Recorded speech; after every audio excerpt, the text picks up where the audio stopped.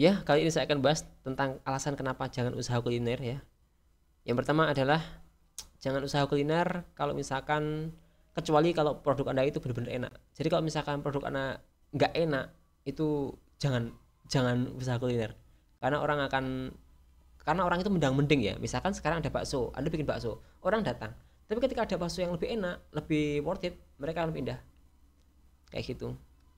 Sampai sampai bisa bikin produk yang bisa bikin produk lain terasa kurang enak ya atau kurang worth it. Kalau misalkan Anda bisa bikin produk seperti ini, maka Anda boleh mencoba untuk usaha kuliner, tapi masih ada tapinya. Yang kedua adalah kecuali produk Anda itu terus dicari orang 2 tahun ke belakang. Jadi produk Anda misalkan Anda sekarang ingin jualan apa, Anda cek dulu 2 tahun ke belakang. Apakah produk-produk ini itu 2 tahun ke belakang itu sudah dicari orang, sudah banyak yang suka dan sudah banyak pelanggannya. Kayak gitu ya. Kenapa kalau misalkan 2 tahun ke belakang itu sudah digandrungi orang, maka kemungkinan itu usaha apa niche-nya atau produknya itu konsisten dicari orang terus, dan insya Allah akan terus cari 10 tahun ke depan. Jadi kalau misalkan nyari produknya itu pastikan 2 tahun ke belakang itu dicari orang, dan insya Allah 10 tahun ke depan itu masih dicari orang. Jangan cuma yang sekali muncul hilang kayak gitu, karena kalau misalkan sekali muncul terus hilang, ya ya itu nggak itu ya, nggak bisa terus terusan.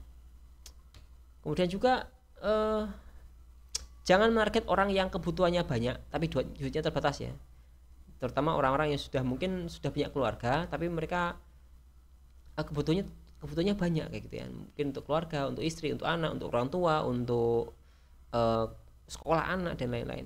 Karena apa? Karena kebutuhannya banyak dan duitnya terbatas. Mungkin mereka gajinya UMR lah, UMR, kemudian atau mungkin PNS ya. Mereka PNS itu juga mungkin penghasilannya banyak, tapi mereka itu kebutuhannya juga banyak dan duitnya terbatas ya. Apalagi kalau misalkan mereka eh, penghasilannya ya gitu-gitu saja, nggak naik kayak gitu. Jadi jangan target orang yang kebutuhannya banyak. Target saja pekerja yang masih jomblo. Jadi pekerja yang masih jomblo, jadi mungkin karyawan pabrik atau mungkin ya karyawan apapun, pokoknya yang masih jomblo dan mereka bekerja. Jadi cari pilih produk yang cocok untuk mereka, karena mereka itu bebas membelanjakan gajinya, mereka bebas ya, mereka mau mengeluarkan semua gajinya pun nggak masalah insya Allah ya, dan mereka bebas sekali, nggak punya tanggungan apapun. Lebih bagus lagi kalau misalkan yang anda target adalah jomblo pekerja yang kerja di kota dengan UMR tinggi. Jadi misalkan kayak misalkan Surabaya, Sidoarjo, Jakarta, itu mereka punya UMR yang cukup tinggi, dan jomblo-jomblo di sana yang bekerja itu mereka uangnya itu bisa mereka keluarkan dengan mudah kayak gitu. Dan ya seperti itu ya, pokoknya intinya kalau jomblo kerja, dia itu target yang empuk untuk usaha kuliner. Jadi kalau misalkan kuliner, usahakan yang sustain, jadi produknya itu tetap dibutuhkan 2 tahun ke belakang dan juga insya Allah 10 tahun ke depan. Dan juga target jomblo yang pekerja, terutama di kota dengan UMR tinggi.